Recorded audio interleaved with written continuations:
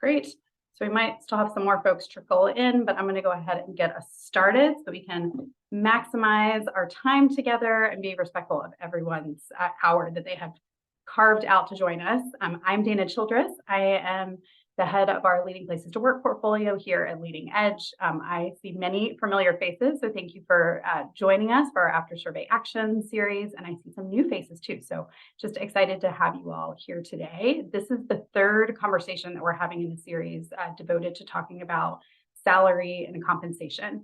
And we know this is always a very hot and challenging topic. We have a couple questions that come up every year in the survey related to this particular factor. And just to ground us a bit in the data, two pieces that I wanted to elevate for this group. We heard this year in aggregate for all organizations that took the survey, which this year was 327 organizations across the sector. 41% of respondents said, I understand how salaries and raises are determined at my organization, which is up a couple points from last year's survey, but is still much lower than many of our other questions. And then the second piece of data to surface for us is that 38% of respondents agreed with the statement, my organization takes action to improve our approach to compensation. So things like creating salary bands, communicating an approach to compensation, and defining how raises happened.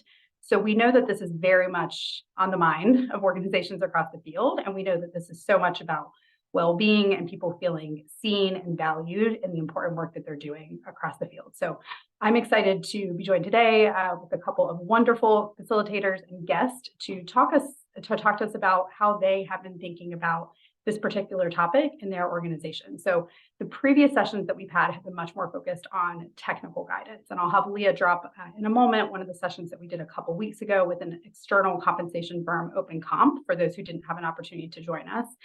They really spent time talking about pay equity and transparency and some really specific tactical strategies that you could employ to improve your approach to compensation. So today we're not really focused on technical guidance. We ourselves are not compensation analysts.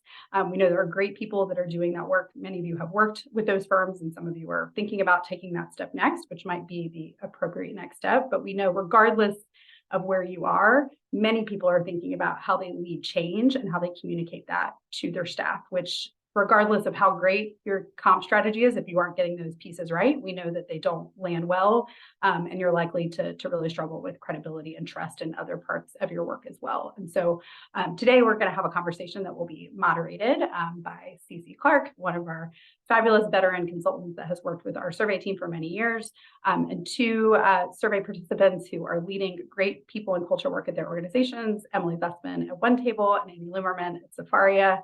And so we just invite you all to hear and be part of this conversation. The structure for us today is that CC is essentially going to kind of interview them and ask them some questions about their journey and what they have been thinking about as they have approached compensation strategies in their organizations. And then at about the halfway point, our plan is to open it up and turn it over to you all for questions. So please do drop questions in the chat if you have them. CC will share this again when we get to that point. You are welcome to come off mute and ask your question, but we also invite you to send your message directly to either myself or Leah, my colleague, who's moderating the chat, if you don't want to come off mute or you want your question to be asked anonymously. I think that's it. So with that, CC, I'll turn it over to you. Thank you for being here. Great, thank you. I'm happy to be here, and I'm really glad that you all are here. Compensation is a vexing topic for a lot of people in a lot of organizations. And so it's great that we're going to have this conversation. I am a talent management consultant, and so I work with kind of a variety of things related to people and organizations, and have seen the trends as Dana just mentioned around the couple of salary questions on the Leading Edge employee engagement survey. So I'm excited about this conversation, and I want to dive right in. Let's have Emily from Open Table and then Annie Lumerman from Safaria. Just would you please introduce yourselves and give a little bit of your background, say a little bit about your organization, what you do there, and how long you've been there, and also a bit about the organization. Do you have remote work, any other pertinent demographics that you think would be helpful for people to know? And let's start with Emily, and then we'll go to Annie. Great. Hi, everyone. I'm Emily Zussman. I use she, her pronouns. I work at One Table. I am our Director of People and Culture. We help folks in their 20s and 30s access Shabbat dinner and the experience of gathering together on a Friday night. That's just good for you. We celebrated our biggest Shabbat ever last week, Rosh Hashanah week, 7,000 plus people using the One Table platform. So that's pretty amazing. I've been at One Table for 7.5 years, so almost as long as our organization has been around. We are an always dispersed and remote team. Some of us work in offices, some of us don't, but have always been spread all across the country, and just as of last week into Toronto, Canada, which is also an exciting thing. Things are always happening here. Things are constantly changing. That's the constant. And yeah, I played a big role in rolling out, after a whole lot of conversation, some work around salary bands, total rewards philosophies, all of that over the last year. We really rolled it out at the beginning of this year and saw a pretty amazing increase in those questions that Dana just mentioned on the survey. They've been historically low for us over the past few years since we've started taking the survey. So yeah, excited to share what we learned, which was a lot, and we're still learning. Cool, thank you. Annie. Hi, everyone. It's a pleasure to be here. Thank you, Leading Edge and Cece, for moderating today. Cece happens to be Safaria's talent consultant through our Leading Edge survey, so that's been a great journey. My name is Annie Lummerman. I'm the Chief Operating Officer at Safaria. Safaria is about to turn 10, and I've been with the organization for about 9.5 years. We have been an almost fully remote organization in the US. In Israel, prior to the pandemic, we had an office. They are now remote too. So I work to balance almost two different entities, Israel and the US, and over the years have put in a lot of time to looking at compensation on my own, and had the pleasure of working with Positively Partners, a consulting company that was granted to us by Leading Edge last year. We went through a compensation boot camp, and it was a really great journey to level up some of the work that I had just been managing on my own. And we rolled out a fully transparent system in January of this year. And I'm excited to talk about the journey that we've been on, and just the different things that we've learned along the way, because it hasn't been a linear process. And like Emily said, we had seen our compensation scores going down over the course of a couple of years. It also correlated with a growing organization. When I started, it was just 5 of us. Now we're nearly 40. So that really, that changes the nature of the game. And we were pleasantly surprised to see our scores go way up this year. And we're hoping to continue to evolve our compensation strategy to meet the needs of our employees. So thank you. Great, thank you. So you'll see we have some good fodder for conversation here. We have organizations that have been on this journey for a while, that have seen their scores not where they wanted them to be, that are both now global, and some newly global, some been global for a while. And so we'll hear from them. This is an opportunity to hear from them about the process of developing a plan to take action on salary and benefits. So Dana already said there's already been a session more on pay equity, more of the technical stuff. The link to that session with Open Comp has already been posted in the chat. So please, if you weren't able to be at that session, do take a look at that. But today we have 2 professionals who, like you, felt it's important to address issues of salary, equity, transparency. They're not technical experts, they worked with experts. So what they'll discuss with us is how they began their salary projects, and also let you know what happened along the way. So I'll pose some questions to them, and you'll hear about their circumstances and their journey. And I definitely want to make sure we leave plenty of time for Q&A. Because of the size of our group, you can come off mute and ask questions. I can't see everyone on my screen. You can also use the Zoom function for raising your hand so that I'll be alerted to your question, or also put questions in chat. And I want to reiterate that if you have questions you'd like to kind of have offline, then please do message directly Leah or Dana. So let's begin at the beginning. So for each of you, and I'll start with Annie this time. Tell a little bit more about the impetus for beginning your salary project and what was your starting point? Yeah, I think that it started several years ago before the pandemic. I definitely started to see cutting edge nonprofits beginning to list salaries or salary bands in job descriptions. And there's just a lot of talk about the importance of that. So I made a concerted effort to start doing that with new job postings. And, I sort of put together sketchy bands to be able to do that. But there wasn't a lot of foundational work that I put toward that. And, that's a dangerous, it's not dangerous, but it was a big leap because now everyone in the company could obviously see what we were putting out there. And there were in the early days, like a couple of folks that it automatically pushed me to make some internal adjustments to be able to go out there with transparent salaries and job descriptions.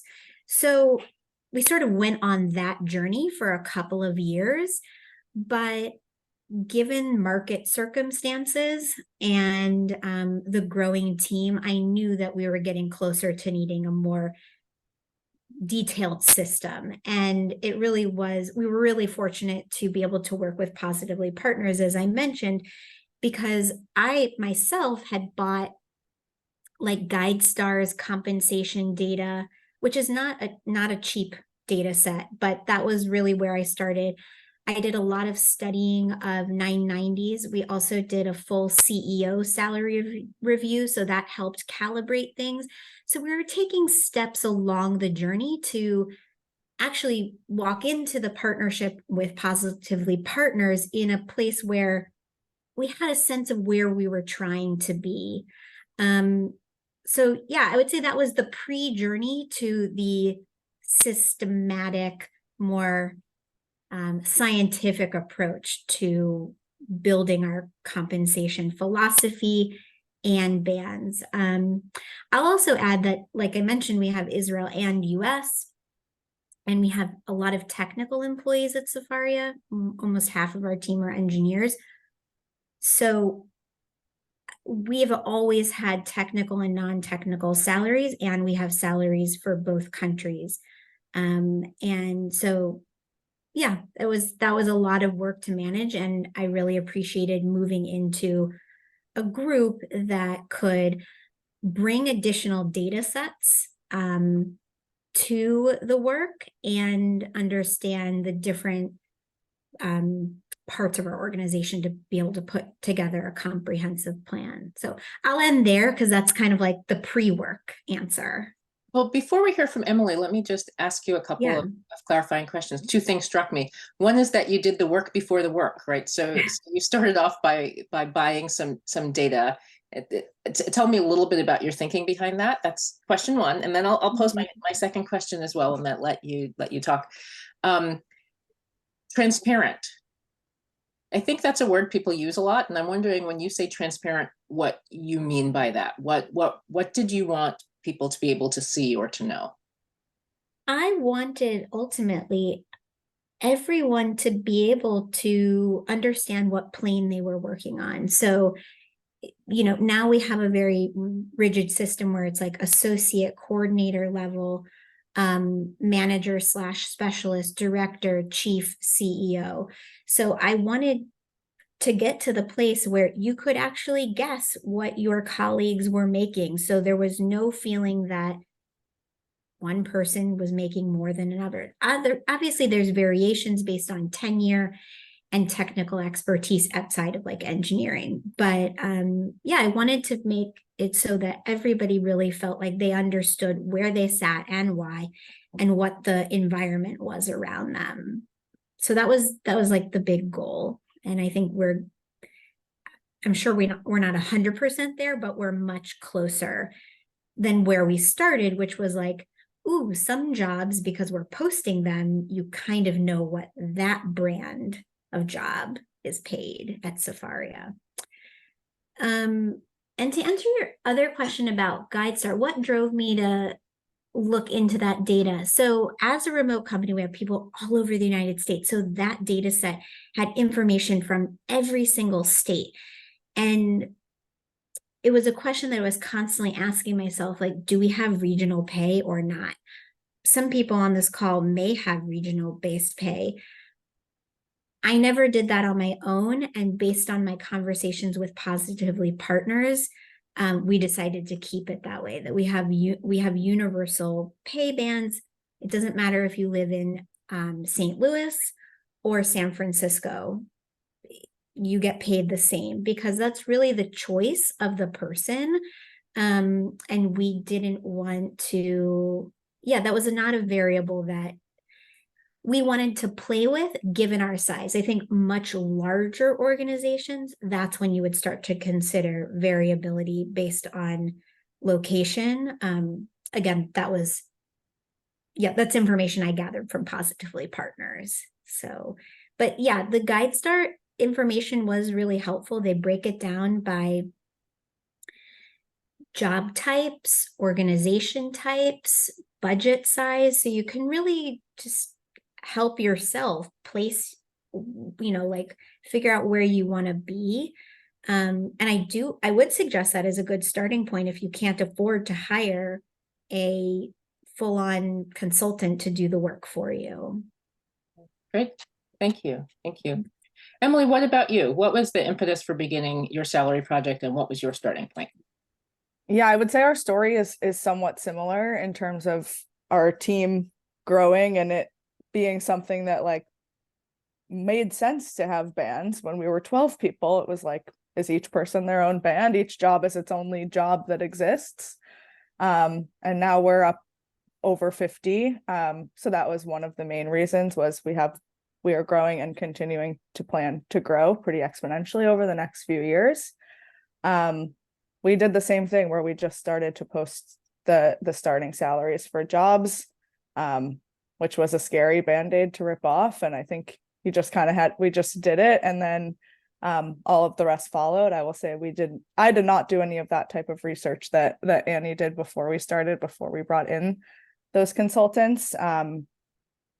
And what we ended up with, transparency wise, was yes, everyone can see all of the bands and the levels that we've created. And we actually do have a bit of geographic differentiation, and it's only actually, we made the decision with the help of our consultants that it would be for folks who are required to be in that city. So we have some program staff who are working on building community in Denver or in San Francisco or in Miami. So if they're required to be in a specific city to do that work, then we did have an adjusted band. And if they were on the national team, then we didn't. And the band was only adjusted for those high cost of labor areas, which was helpful for our consultants to help us walk through that and be able to kind of back it up as we started sharing out some of these decisions to the team, back it up with their expertise.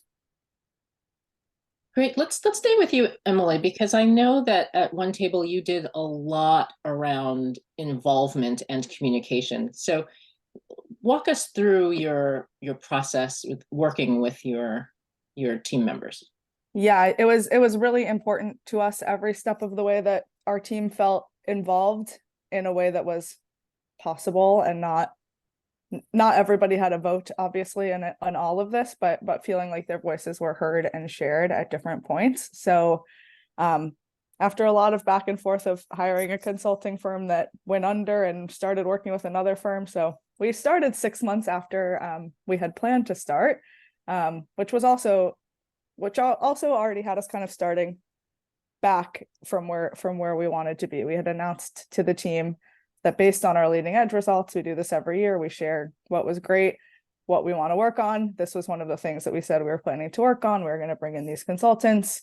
And then 6 months later, we're just getting started with them because of factors outside of our control. So it was even more important to us to be able to bring people along to know that stuff was actually happening.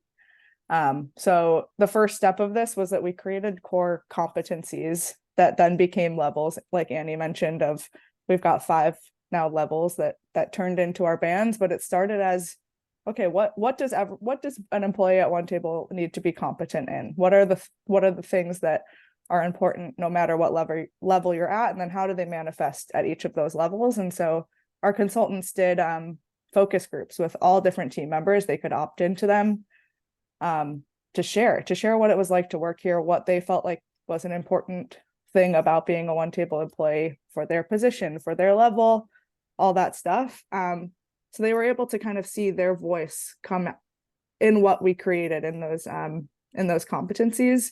And that was before we had even created the bands.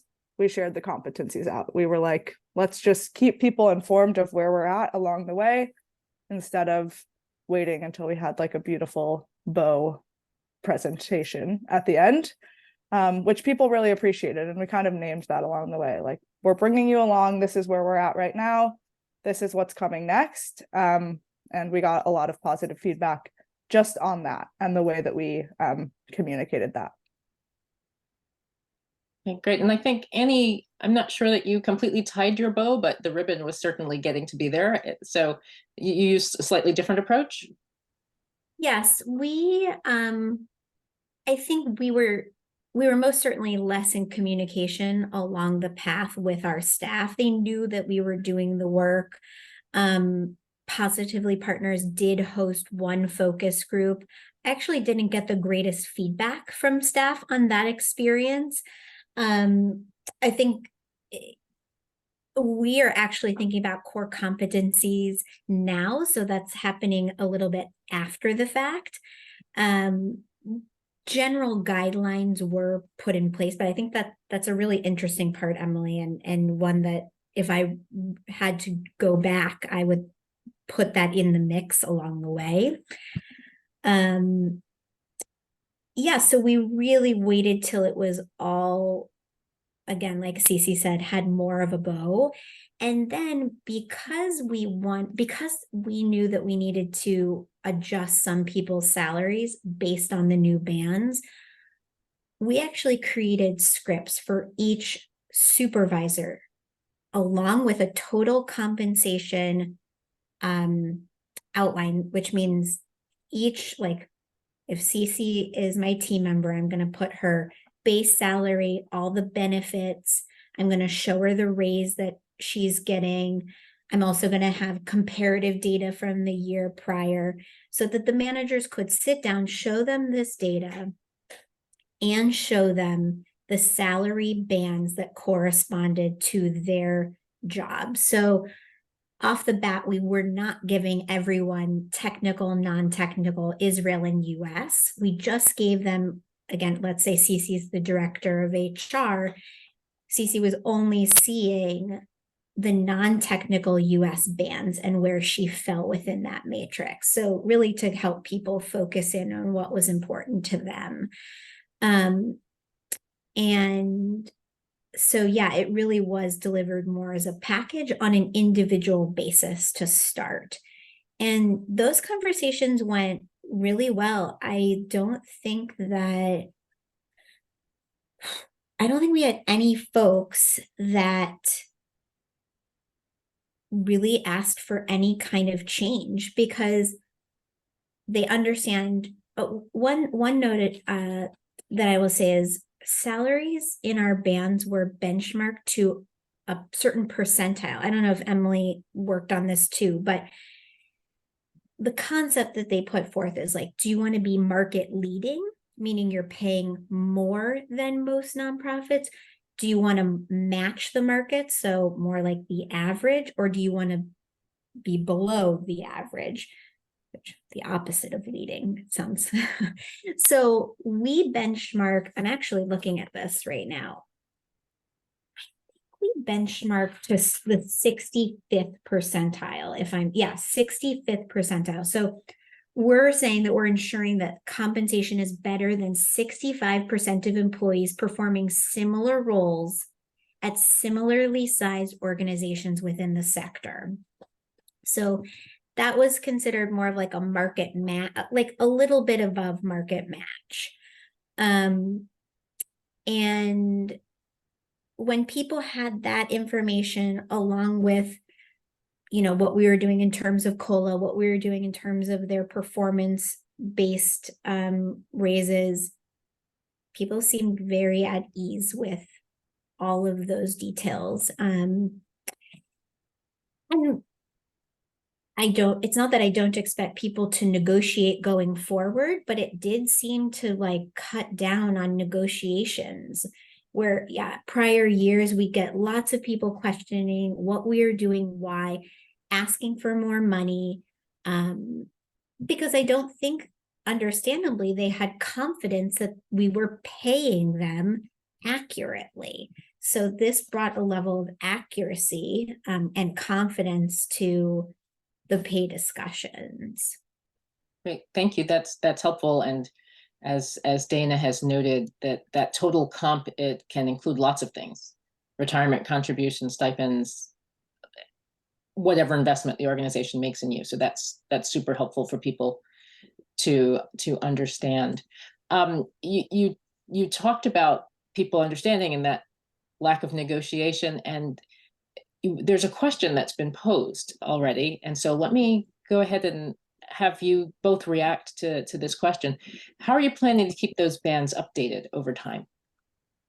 Yeah. You go. Yeah, I'll go first. I mean, I think about this a lot, and I think our consultant said something like every other year taking a look and adjusting is a sensible thing to do. And I think that, and we did it based on cost of labor instead of cost of living, like this geographic stuff, which I learned a lot about, which was helpful because the cost of living is very volatile all the time. The cost, it's like the gallon of milk at the grocery store costs X here and Y here. And the labor one is a little bit more. And so in terms of the bands, we worked hard to kind of share with people, like, this is where we're at right now. This is what we're going to try for the next year, for the next 2 years. Like, this is our performance review process now based on these competencies and based on this leveling. Like, we need to live in this for a minute before we make any changes. And I think also naming that is really helpful. Like, we're gathering the data now for what we want to iterate on next time we do it, or adjust the bands or create a new band in X, Y, or Z way. Like, that stuff, if we made a change every time somebody had feedback, no one would ever know again. Like, they would be back to square one with not understanding the rhyme or reason. And I think, Annie, what you said about like people having that full picture and being able to see it, when you don't have the full picture, everyone's making stuff up in their head of like, oh, I should be making $20,000 more because I don't know those comparisons, or I don't know where we're falling, or things like that.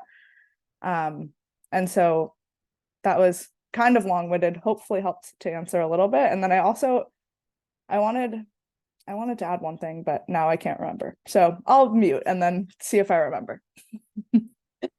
Very good. It'll probably come back to you. So you're adjusting based more on market than inflation.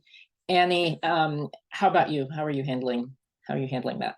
We got very similar advice. You really should try to live with the bands for 2 years. And one thing about the bands is there is some flexibility. Our consultant said, like, there's going to be red circles. There will be people that fall outside for some reason. You will need to deal with it. You will need to get comfortable. We also have a rule that we can go 15%, up to 15% above the highest number in each band. It's not ideal, but that gives us some flexibility to allow the bands to exist for 2 years if necessary. And market. I think that, if we had the money in 2 years, I would go back to Positively Partners and say, can you update all this data? Or, hey, I think I want to see these numbers benchmarked against the 75th percentile, which actually I did already, and I'll explain. Our bands are working. On the non-technical side, we're questioning our technical salaries. We have there's a lot of competition with the for-profit market, and for us to be able to recruit the best talent, we're kind of getting squeezed.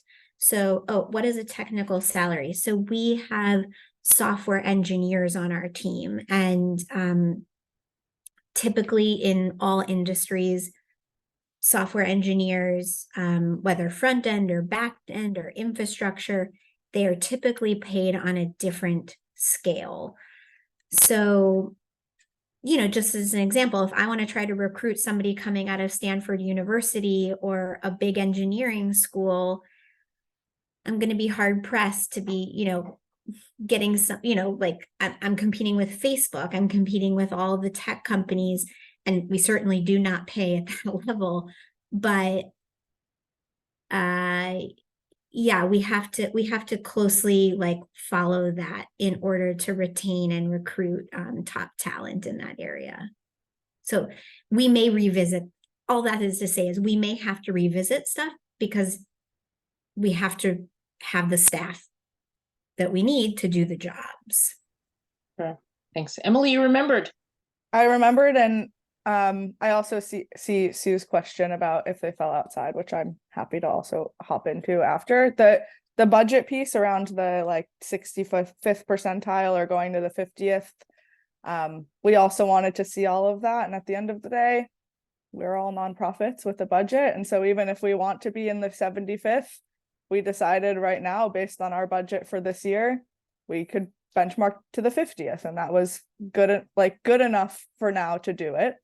And so that was a big piece for us too, is the budget obviously has to come into play when you're seeing what these bands turn out to be and how folks fall within them or outside of them, which for the most part, once we had created them, folks were inside, maybe a little bit below, and we upped them. And then we also had a few people on the higher end, and like Annie said, it is built into our total reward philosophy. We're just like, you might be outside of the band for X, Y, or Z reasons. The market of that type of position is higher.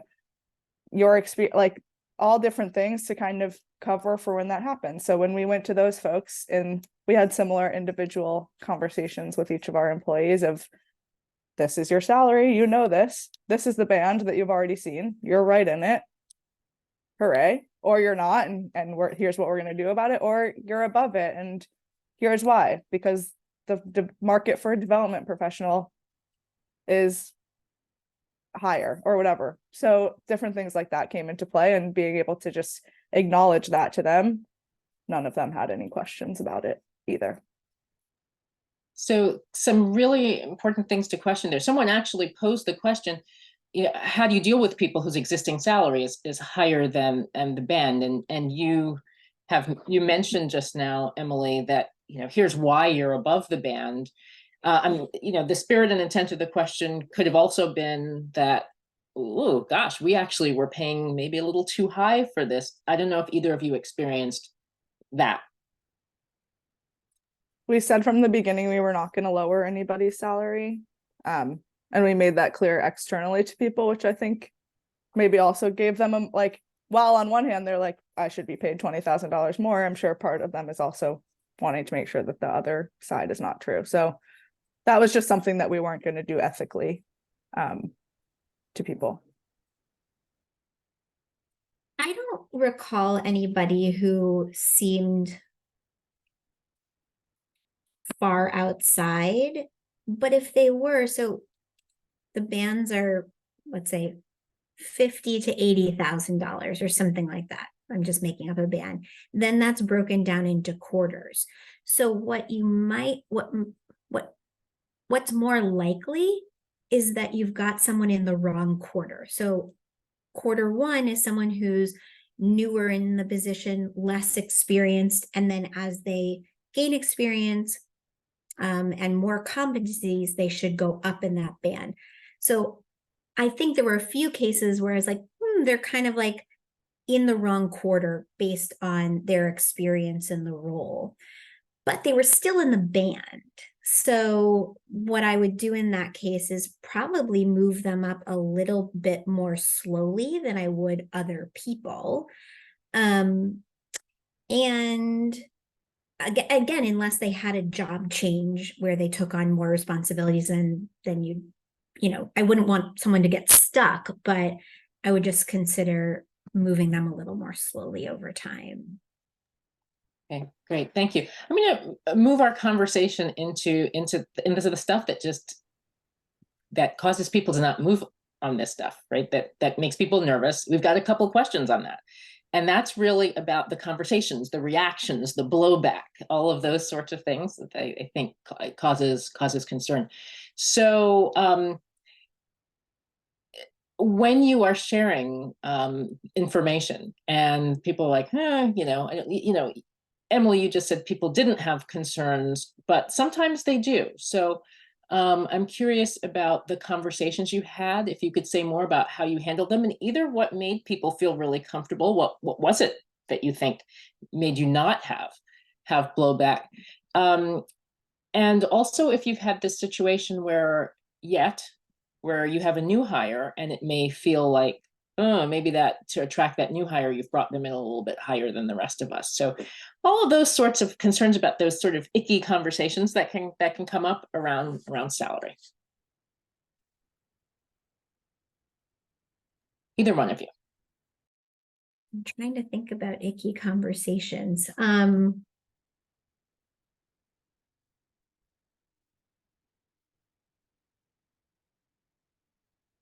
Yeah, this is a tough one. I feel like I have lots of icky conversations, but not about compensation recently.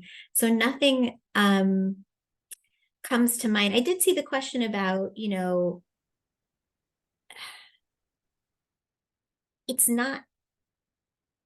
I think it's just not happening where a new hire is paid at a higher level in the band because we've made adjustments. Now, I have talked to other organizations where they don't have the money to adjust everyone immediately. So you could be like, an organization could face that problem where, again, Cece is a director and director level is 100,000, but before the band's Cece was at 80 and I could only move her to 90. Now I'm hiring another director and I'm hiring them at 100.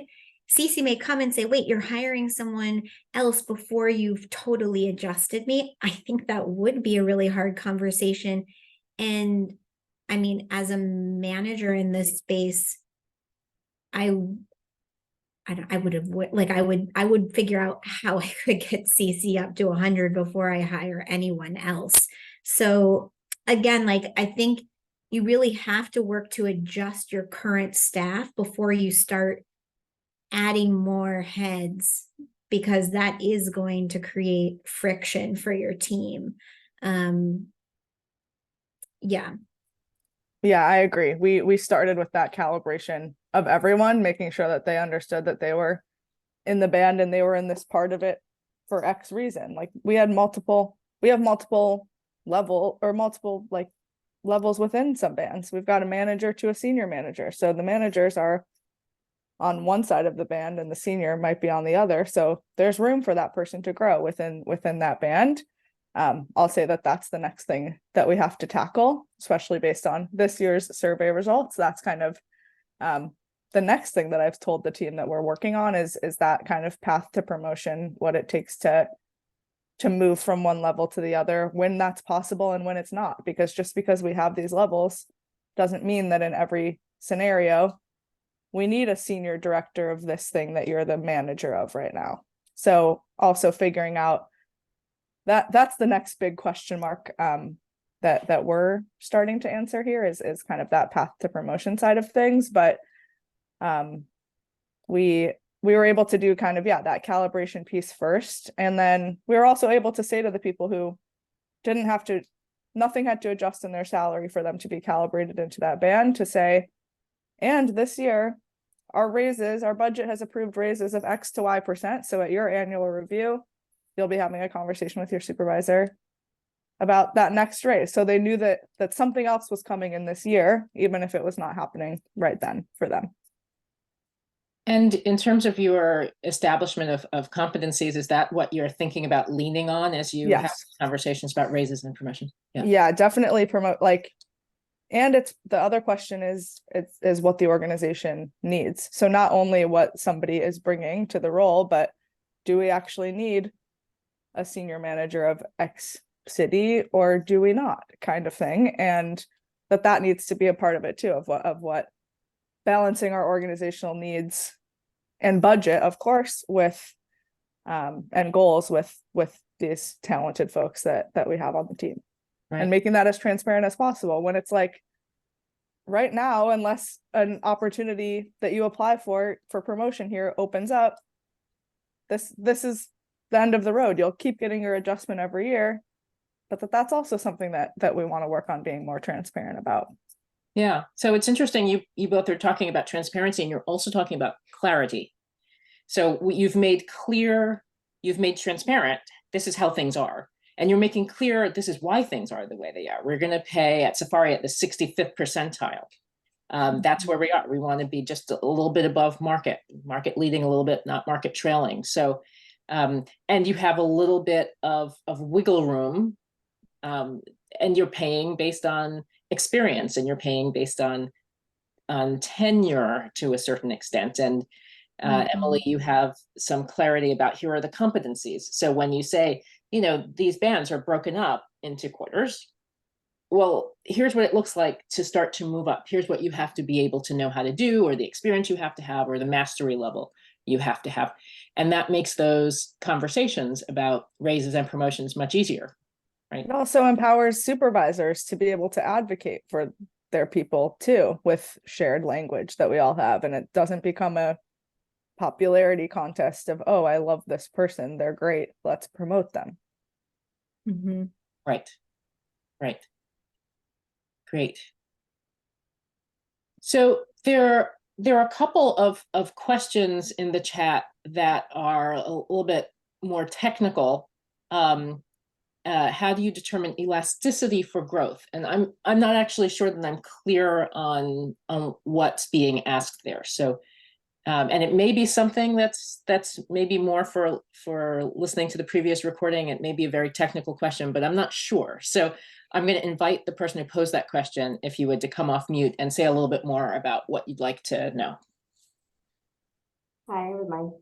I was asking because of the salary bands. Like, I see the band is like a band. So when I think about elasticity, I'm literally thinking of almost a little interpretation of like the elasticity of the band, so that when you have people within a nonprofit organization who start off at a certain point within the band, and then there's really no for growth, like in the organization, to either like move up from a coordinator to a manager to a director, there's somebody already in that role, like they're not going to move up to that. So that's where I'm asking about the elasticity within that band, so that they can feel like they're being elevated, not just in compensation, but in their role.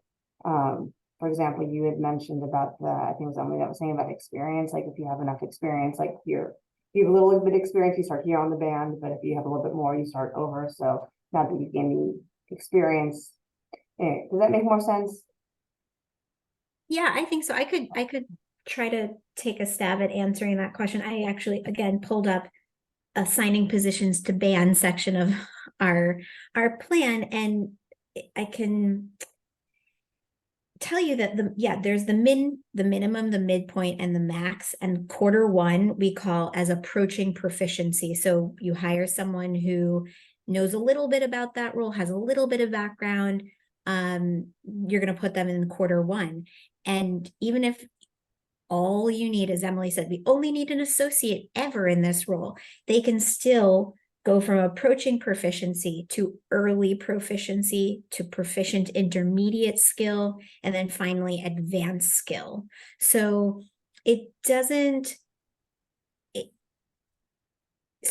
there is a pathway within the band. The change, like, that you would see to go to the next level, like go from associate to coordinator, would be based on other factors, even if they're doing the same job.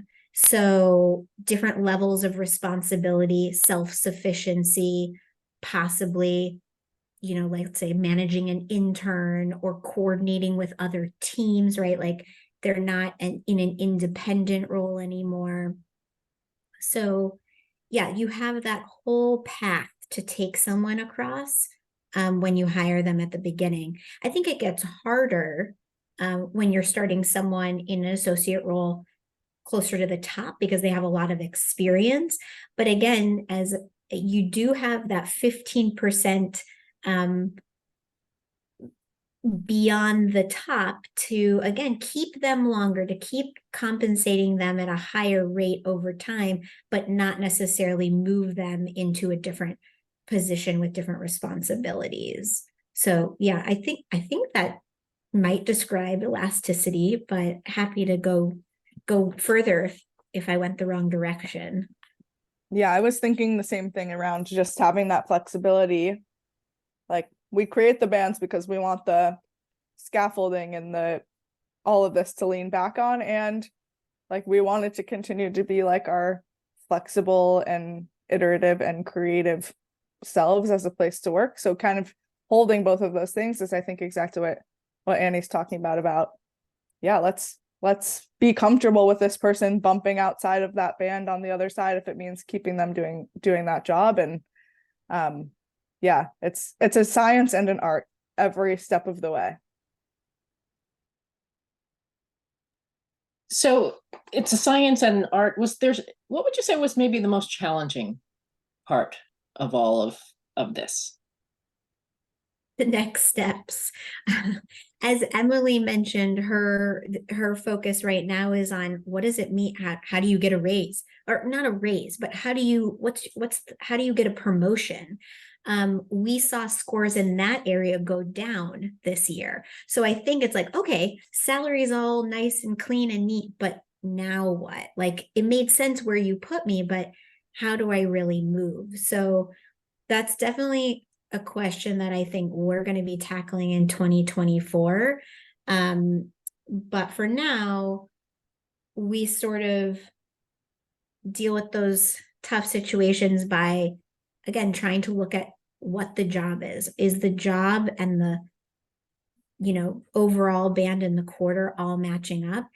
And I think we are going to have more conversations about people feeling stuck in ways that we may not have had before. And,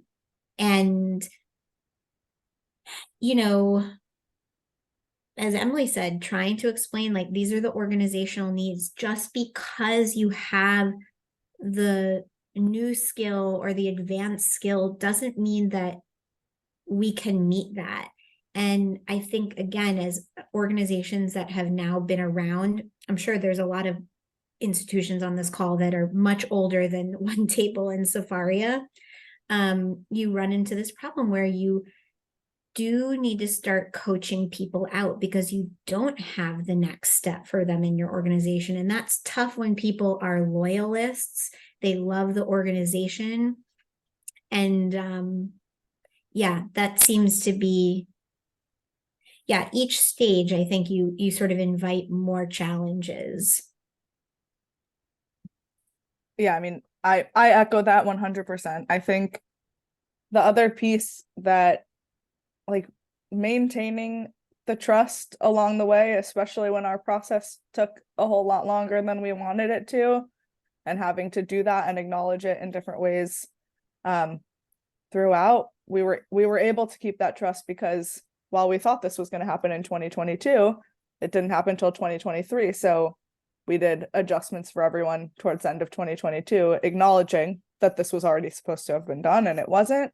So just like little things like that to keep people engaged and in the process, because once we really started it in August of last year, it was 4 months maybe until we shared kind of the last bit of information. And I think for us, it was the trust in us alongside, like, having the experts to lean on that weren't us, like working with consultants at different steps of the way for the stuff that Dana and Cece mentioned we are not the experts in, to be able to bring those experts to share what all these different pieces were. I think it was helpful for us to be able to add, like, another level of credibility. Like, you have us working on doing this the best way in line with our values, and we've got these people who have done this a million times for a million organizations and can bring that to it too. Annie, how do you keep track of all the data? You've been referring to actually a piece of paper there, but you no doubt have a lot of data to keep track of and also to manipulate. So are you using spreadsheets? You got an HRIS system? How are you doing that? I currently rely on spreadsheets because I have two systems. I have Israel and US. Like I have, yeah, two payrolls. And so to bring that all together, I keep most everything in spreadsheets on Google.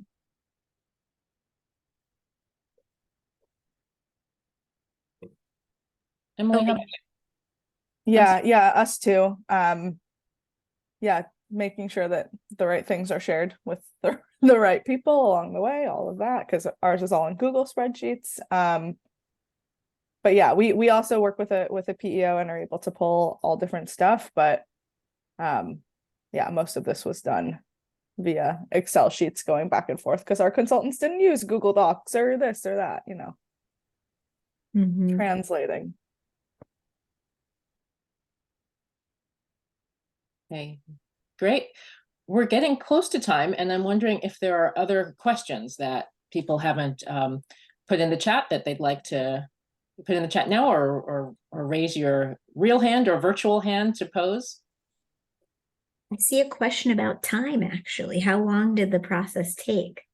And Emily sort of spoke to the starts and stops.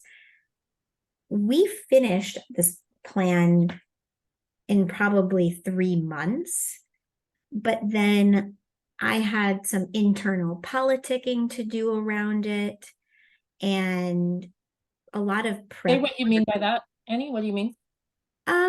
So my CEO Daniel was definitely in the loop, but he wasn't meeting with the consultants. So, even when we were finished, we spent time talking through it, making sure we were really comfortable. I also wanted time to get comfortable with it.